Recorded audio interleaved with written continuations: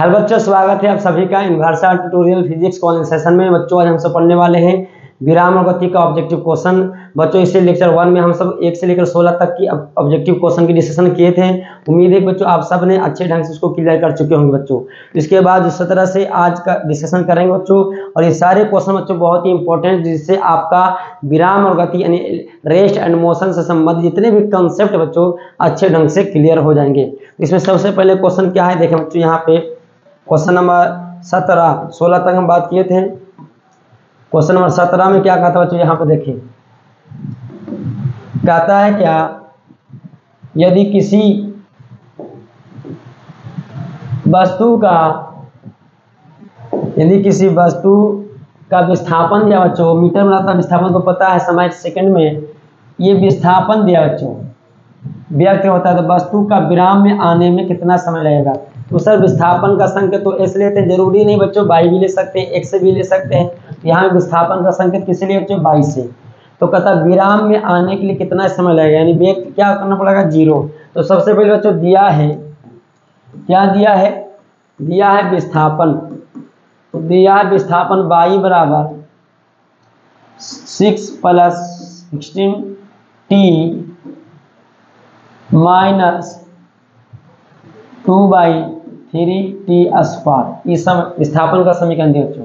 तो वेग निकालेंगे और वेग को क्या करेंगे बच्चों, 0 करेंगे और देखेंगे समय कितना लगता है। तो v का फॉर्मूला बच्चों, फॉर्मूला तो होता है ds/dt। ये बच्चों सूत्र है, आप पढ़े होंगे, लेकिन यहाँ पे s की जगह पे क्या लिखेंगे बच्चों, बाई/dt। बाई का मान देखा जाए 6 + 16t माइनस 2/3t²/dt। अब बच्चों देखें ध्यान से, इसका अवकलन बढ़िया से सिखाए थे। 6 नियतांक इसका 0 + 16 भी नियतांक, लेकिन 16 के साथ t अचर है, चर है। यहाँ पे 16 को बाहर करना पड़ेगा और t का अवकलन 1। ये 6 नियतांक सिंगल था, 0 हो गया, लेकिन 16 चर के साथ है, इसलिए 16 को बाहर किए, t का अवकलन 1 होगा माइनस 2/3 t² का अवकलन बच्चों पावर बगल में, अब पावर में से घटता है तो 1 आएगा। यहाँ पे देखा जाए कि v का मान कितना आ गया बच्चों, v बराबर 16 माइनस 2/3t। लेकिन विराम में आने के लिए v का मान क्या करना बच्चों, 0 करेंगे। तो 16 माइनस 2/3t जगह नहीं बच्चों, यहाँ पे अब लिख देते हैं ये 2/3 इधर चलाएगा, t बराबर 16, 2 × 8 16 कटेगा, t इधर तिरछे मल्टीपल कीजिएगा, t का मान बच्चों 8 या 24 सेकेंड। बच्चों ऑप्शन में 2 दूनी 4, ओहो छूटा है बच्चों, यहाँ पे 2 दूनी 4 होगा। यहाँ पे क्या होगा, इसे देखिए ध्यान से देखिए यहाँ पे क्या होगा, यहाँ पे 4 होना चाहिए, क्योंकि 2 × 2 4। यहाँ भी बच्चों क्या होगा, -4/3 होगा, इसलिए आंसर नहीं आ रहा है। यहाँ भी बच्चों कितना होगा, 4/3, इधर t बाहर आएगा 16। अब देखो बच्चों 4 × 16, अब 3 मल्टीपल कीजिए, 3 4 × 3 है, 3 × 4 12 सेकेंड। ऑप्शन नंबर ए, जल्दी से लिख लें बच्चों। उसके बाद क्वेश्चन नंबर देखा जाए 17 बच्चों जो है वो कोई न्यूमेरिकल नहीं है, सिर्फ कंसेप्ट पे आधारित है कि मुक्त आकाश में स्थित 2 कण स्थित है बच्चों। मान लेते हैं m1 एक पार्टिकल है, दूसरा m2। कहता है कि जब कोई फ्रेम, यदि फ्रेम के फ्रेमों के वेग क्रमशः, हाँ फ्रेमों के सापेक्ष देखा गया बच्चों, तो इसकी दूरी कितना आ रहा है, फ्रेम मतलब होता देखने वाले के सापेक्ष में एक का दूरी d1। अगर मान लेते बच्चों समझाने के लिए कि अगर a देख रहा है तो a देखता है तो m1 और m2 के बीच की दूरी d1 होता है। लेकिन कोई दूसरा b देखता है बच्चों, तब भी दूरी कितना होता है, अब d1 नहीं होता है, d2 होता है। तो क्या बच्चों आप सिंपल सा बताएं कि 2 देखने वाला है, तो क्या जब देखने वाला बदल जाएगा तो क्या दोनों का बीच का डिस्टेंस बदल जाएगा। ये दूरी नहीं पूछ रहे बच्चों, दोनों के बीच का डिस्टेंस। तो नहीं बदलेगा बच्चों। दोनों देखने वाला अगर चाहे वो कहीं भी स्थित हो, m1 m2 के बीच की दूरी जो होगा वह फिक्स होगा, नियत होगा, क्योंकि यहाँ बच्चों दो कण क्या है, स्थित है। अब सवाल है कि दोनों गति करने लगे, तो गति करने लगे अभी बच्चों v1 और v2 से भी, चाहे एक ही दिशा में गति करे चाहे विपरीत दिशा में गति करे, लेकिन अब भी देखेगा तो दोनों का बीच का डिस्टेंस बच्चों कितना होगा, इस दोनों अपने से नहीं बोल रहा, इस दोनों के बीच का दूरी d1 और d2 ही रहेगा, यानी d1 बराबर d2 होगा। अब v1 v2 के वेग पर निर्भर नहीं करेगा, तो इसका आंसर बच्चों क्या होगा, उछल का ला रहे तो आंसर डी होगा। समझ आ चुका बच्चों, देखने वाला कौन भी हो दोनों का बीच का दूरी फिक्स होगा। निम्नलिखित दो कथनों पर विचार करें। दो कथन में विचार करना बच्चों कि किसी कण का रैखिक संवेग निर्देश फ्रेम पर निर्भर करता है। अब संवेग बच्चों मान लो देखने कोई कण है, उसका संवेग मान लेते हैं इधर जा रहा बच्चों mv वेक्टर। अब कोई देखने वाला है, तो देखने वाला के सापेक्ष क्या इसका संवेग बदल जाएगा बच्चों, इसकी डायरेक्शन बदल सकता है, इसकी डायरेक्शन क्या होगा, बदल सकता है। लेकिन किसी कण की गति ऊर्जा क्या निर्देश फ्रेम पर निर्भर नहीं करता है। हाँ सर, गति ऊर्जा जो होगा उसका वेग का मान फिक्स होगा, क्योंकि गति ऊर्जा अदिश राशि है बच्चों। ए जो है सही, बी सही है बच्चों, लेकिन ए सही नहीं है, आंसर सी होगा।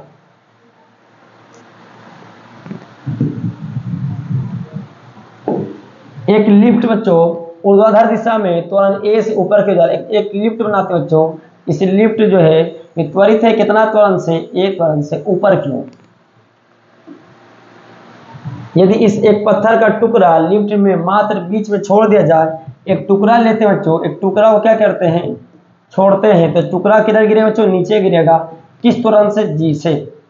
लेकिन यहाँ पे गौर से देखें बच्चों, तो हाँ लिफ्ट के सापेक्ष पत्थर का टुकड़े का त्वरण, तो यहाँ बच्चों लिफ्ट जो है त्वरण सॉरी लिफ्ट ये टुकड़ा जो है वो किस में है, लिफ्ट में है, लिफ्ट त्वरित ऊपर है, इसके बाद नीचे इस पर एक सूडो फोर्स कार्य करेगा जिसका एफ वेक्टर होगा, जिसका त्वरण ए होगा नीचे की ओर। इसलिए बच्चों जो पत्थर के टुकड़े का त्वरण जो होगा वो वेक्टर जी प्लस ए की ऊपर की ओर या जी माइनस ए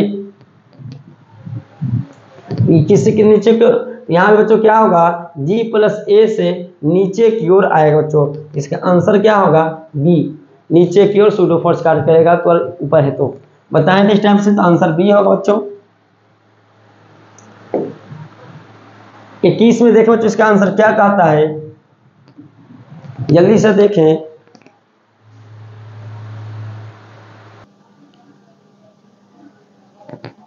तो इसका आंसर बच्चों देखें, थोड़ा सा लाइन कट गया बच्चों, अगर डिस्टर्बेंस होगा लाइन कट भी जाएगा तो अब वीडियो को रोक दिया जाएगा, फिर से इसको आगे से स्टार्ट करेंगे। यहाँ पे देखो बच्चों क्वेश्चन नंबर 21 क्या कहता है कि ए और बी दो कणों की गति में किस विस्थापन समय ग्राफ के लिए ए और बी के बीच, यानी इस चार को दिया गया विस्थापन समय ग्राफ ए और बी के बीच अपेक्षिक वेग शून्य होगा। दो पिंडों का वेग अपेक्षिक वेग शून्य तभी हो सकता है बच्चों जब दोनों का वेग क्या समान हो, तब तो घटेगा बच्चों। एक के सापेक्ष दूसरे का वेग जो निकालते हैं तो क्या करते हैं, एक दूसरे में घटाते हैं, जिसका वेग निकालते उसको लिखते हैं और जिसके सापेक्ष भी निकालते उसको घटाते हैं। तो यहाँ पे अपेक्षिक वेग शून्य तभी हो सकता है बच्चों जब दोनों का वेग एक समान हो। और यहाँ पे आप पढ़ें बच्चों विस्थापन समय ग्राफ में, विस्थापन समय ग्राफ में जो ग्राफ का जो ढाल होता है वही वेग देता है, यानी ढुलाव ही वेग है। विस्थापन समय ग्राफ ढुलाव ही वेग है। तो बच्चों बताएं तो यहाँ पे क्या इस ए का ग्राफ जो दिख रहा है ये वाला, क्या इसमें ढाल है कि नहीं, तो बैठ के देखिए बच्चों ढाल है, वैसा ढाल नहीं है, कोई ढुलाव नहीं है, मतलब ए का वेग पहले से 0 है और इसका भी देखो बच्चों ढाल नहीं है, तो बी भी 0 है और दोनों विराम में है, तो चर्चा नहीं है। जब गति है ही नहीं है, दोनों विराम में है, तो अपेक्षित वेग शून्य ही होगा। लेकिन यहाँ पे बच्चों क्या है, गति में है, इसका मतलब आंसर ए सही नहीं है। आंसर ए सही क्यों नहीं है बच्चों, अपेक्षित वेग 0 है, अपेक्षित वेग तब निकालेंगे जब गति करेगा, तो यहाँ पे तो गति है ही नहीं हो रहा है, दोनों का ढाल क्या 0 है, मतलब दोनों वेग शून्य है, तो दोनों का वेग शून्य तो दोनों स्थिर है, इसका मतलब ये ऑप्शन नहीं होगा। दोनों क्या बच्चों कण ध्यान दे गति में है।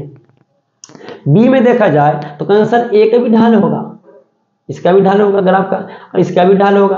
बताओ बच्चों ढाल किसका ज्यादा है, ए का कि बी का, बैठ के देखें तो सर ढुलाव तो ज्यादा ए का, ढाल मतलब ढुलाव, ए का ढुलाव ज्यादा है, मतलब भी ए बड़ा है बच्चों किससे, VB से। यहाँ पे VA 0 है और VB 0, दोनों ही विराम में है, इसलिए इसका आंसर A नहीं हुआ। लेकिन दोनों में इसमें गति तो कर रहा है A और B, लेकिन दोनों का वेग अलग अलग है क्योंकि दोनों का ढाल अलग अलग है। A का वेग ज्यादा है B की तुलना में। यहाँ पे देखा जाए बच्चों किसका ढुलाव ज्यादा है, तो सर B का ढुलाव ज्यादा है, इसमें बैठे जल्दी ढुल जाएंगे। इसका ढुलाव है लेकिन कम है, इसका मतलब VB बड़ा है इसमें, किससे, VA से।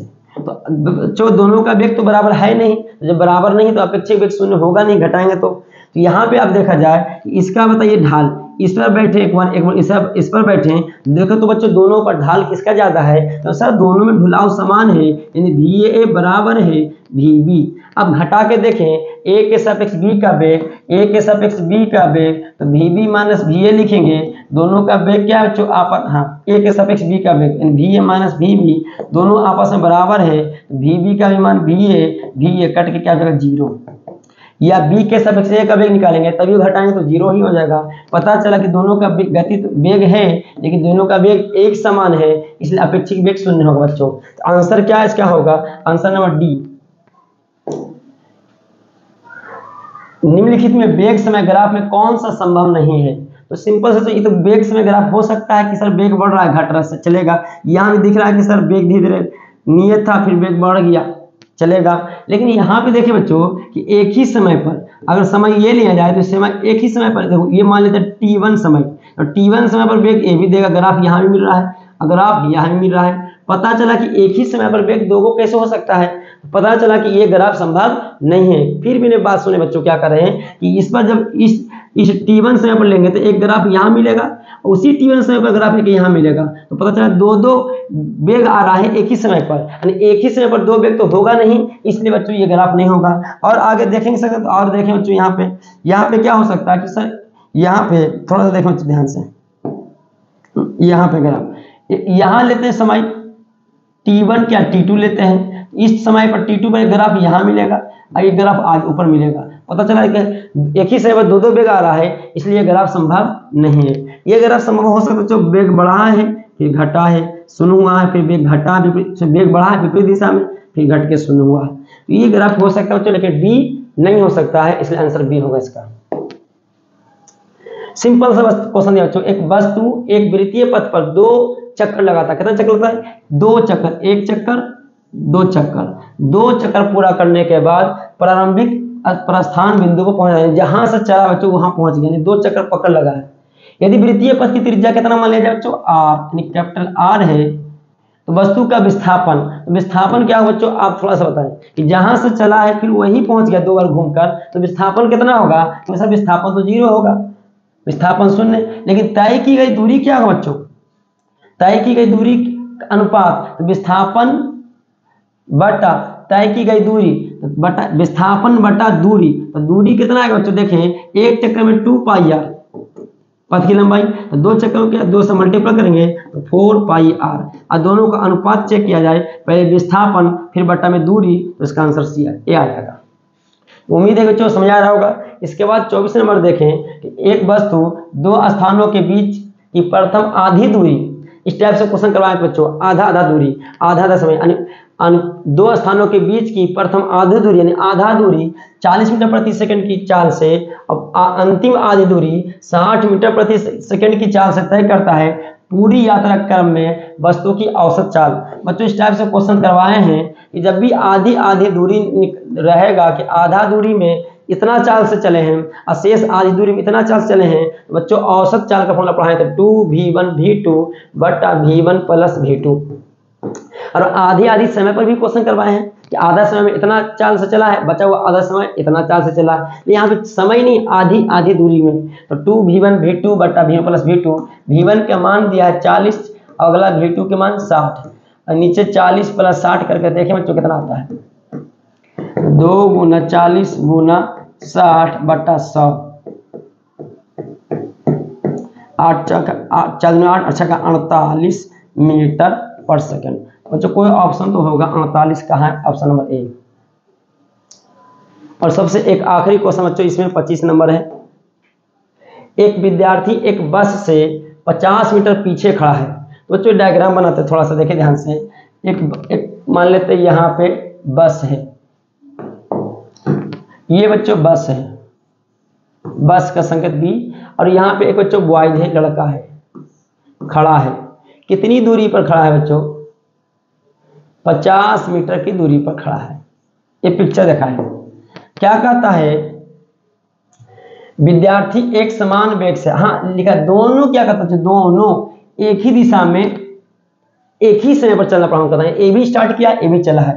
तो बच्चों यहाँ पे जो चला है इसका चलने का वेग भी दिएगा, क्योंकि इसको तो कोई त्वरित करना नहीं, वो तो खुद से स्टार्ट कर देगा, तो इसका वेग चला वेग। लेकिन बस को त्वरित किया गया बच्चों, एक्सीलरेटर दिया गया है। कितना त्वरण से? इसका त्वरण दिया है 1 मीटर पर सेकेंड स्क्वायर से। और इसका प्रारंभिक वेग कितना बच्चों? यू का मान 0 होगा। अब विद्यार्थी जो है बस को पकड़ लेने में सफल रहता है, तो वेग, उसका वेग, विद्यार्थी का वेग कम से कम कितना होगा कि पकड़ लेगा। तो बच्चों इसी स्थिति में क्या करेंगे? हम बस को रोक देंगे। यानी बस रोकने का मतलब नहीं है कि रोक दिया गया, बस के सापेक्ष हम इस क्या करेंगे? विद्यार्थी का, इस विद्यार्थी लड़का कह सकते हैं, मैन या बॉय, विद्यार्थी को बोलते हैं स्टूडेंट्स, एस से लेते हैं। इस विद्यार्थी का क्या निकालते हैं? वेग। किसके सापेक्ष? तो बस के सापेक्ष। तो वी बी, बस के सापेक्ष स्टूडेंट का वेग, तो V S minus V B. तो वी एस का मान जो वी है, और शुरू में इसका बस का वेग 0, यहाँ वी आ गया। उसी तरह से निकालेंगे क्या? त्वरण निकालेंगे बच्चों। किसके सापेक्ष निकालेंगे? त्वरण निकालेंगे बस के सापेक्ष। किसका त्वरण? स्टूडेंट का। V sorry A S minus A B, जिसके सापेक्ष निकालते हैं वो इसको अपने आप, इसको क्या मान लिया बच्चों? विराम में। अब ये चल रहा है, तो इसके रिस्पेक्ट में, जिसको विराम में मानते हैं उसके रिस्पेक्ट में वेग निकालते हैं, उसके सापेक्ष। तो बस के सापेक्ष वेग निकाल दिया स्टूडेंट्स का, फिर बस के सापेक्ष त्वरण निकाल दिया स्टूडेंट्स का। तो ए एस में से ए भी घट गया। बच्चों यहाँ पे त्वरण इसका कितना है? बच्चा जो है, स्टूडेंट्स जो है, बच्चा नहीं बच्चों, स्टूडेंट्स जो है वो गति क्या? एक समान वेग से। इसका मतलब इसका त्वरण बच्चों कितना है? इसका त्वरण कितना है? ए का मान 0 है, यानी ए एस का मान 0, लेकिन इसका मान 0 नहीं बच्चों, 1 है, यानी आ गया -1 मीटर पर सेकेंड स्क्वायर। तो यहाँ बच्चों क्या लिखेंगे? थोड़ा देखें यहाँ पे, u का मान, स्टूडेंट्स के लिए बात कर रहे हैं, v दिया है प्रारंभिक वेग, और क्या दिया बच्चों? और a का मान बच्चों कितना दिया है? -1 मीटर पर सेकेंड आया है। और विस्थापन कितना बच्चों? 50 मीटर। लेकिन बच्चों यहाँ पे विद्यार्थी जो है बस को क्या करता है? पकड़ लेता है। जैसे ही विद्यार्थी बस को पकड़ लेगा, यानी बस में इंटर कर जाएगा, यानी बस के सापेक्ष अब विद्यार्थी का वेग कितना रहेगा? तो सर पहले तो वेग था भी, लेकिन जैसी बस में विद्यार्थी प्रवेश कर जाएगा, इंटर कर जाएगा, अब उसके रिस्पेक्ट में, बस के रिस्पेक्ट में वो बच्चा, स्टूडेंट्स क्या हो जाएगा? स्थिर हो जाएगा बच्चों। यानी इसका अंतिम वेग कितना होगा? बस का, सॉरी नहीं, व्यक्ति का, स्टूडेंट्स का अंतिम वेग कितना होगा बच्चों? 0। तो लगाएंगे फॉर्मूला, समय तो पता नहीं बच्चों, तो वी स्क्वायर बराबर यू स्क्वायर प्लस 2as। ये किसके लिए लगा रहे हैं बच्चों? सिर्फ और सिर्फ बात कर रहे हैं विद्यार्थी के लिए, विद्यार्थी के लिए। प्रारंभिक वेग भी माने हैं, u बराबर भी, लेकिन अंतिम वेग कितना होगा? 0। खड़ा ये मत बच्चों, बस जिसमें जैसी स्टूडेंट्स क्या किया? प्रवेश किया, उसका अंतिम वेग 0 हो गया। और u कितना है बच्चों? v के बराबर है प्रारंभिक में, यानी u का मान हम v माने हैं कि किस वेग से गति किया? v वेग से, इसलिए u बराबर v लिख दिए हैं प्लस 2, a का मान -1 और s का मान बच्चों 50।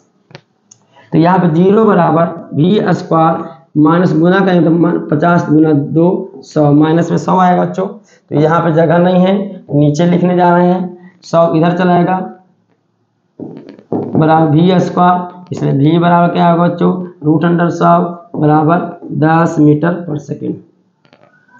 उम्मीद है कि आपको समझ आया होगा बच्चों। ये v का मान जो आया कम से कम कितना? 10 मीटर पर सेकेंड। तो बहुत ही सिंपल सा था। व्यक्ति, स्टूडेंट्स गति किया एक समान वेग से, तो अब जैसी बस में इंटर करेगा उस व्यक्ति, उस स्टूडेंट्स का अंतिम वेग 0 हो जाएगा, इसलिए यहाँ पे 0 लगाए हैं। बाकी रिलेटिव मोशन का टाइप से क्वेश्चन बच्चों करवाए थे इस टाइप से। उम्मीद है कि आपको समझ आ रहा होगा बच्चों। तो ये जो भी क्वेश्चन था बच्चों, उम्मीद है कि आपको अच्छे ढंग से बच्चों समझ में आया होगा, और आप इस पर क्या करते बच्चे प्रैक्टिस करें, जिससे आपका सारा कंसेप्ट जो है विराम और गति से संबंधित सारा कंसेप्ट क्लियर हो जाए बच्चों। तो फिर मिलते हैं बच्चों नेक्स्ट वीडियो में, तब तक के लिए धन्यवाद।